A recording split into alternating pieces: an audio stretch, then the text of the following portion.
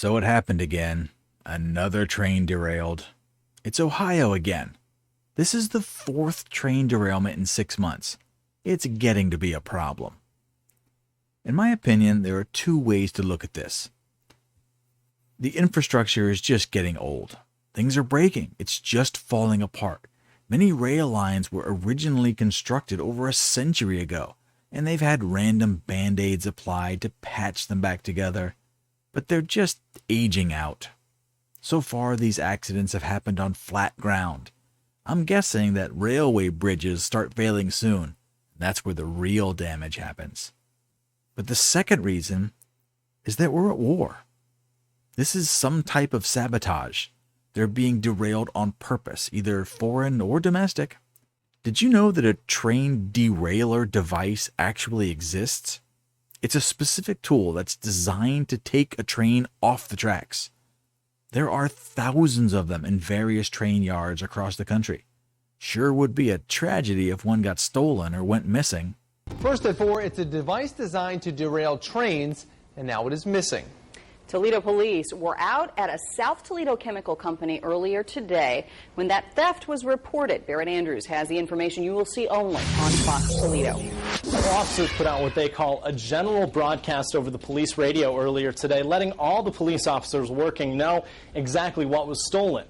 Now, from what we know, someone got into Univar USA's barbed wire property and took off with the train derailleur. No one from Univar was available to talk to us, but cops described it as weighing up to 250 pounds, and it's bright yellow.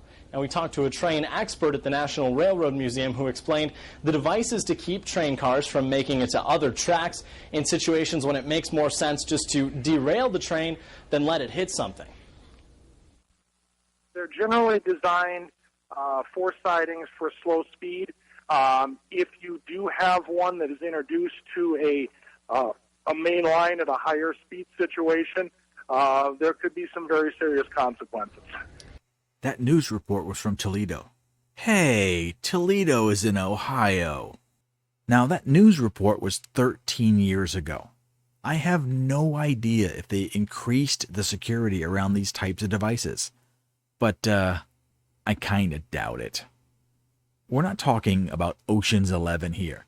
Any regular guy could cut a chain link fence, get into a train yard, and walk away with one of these devices.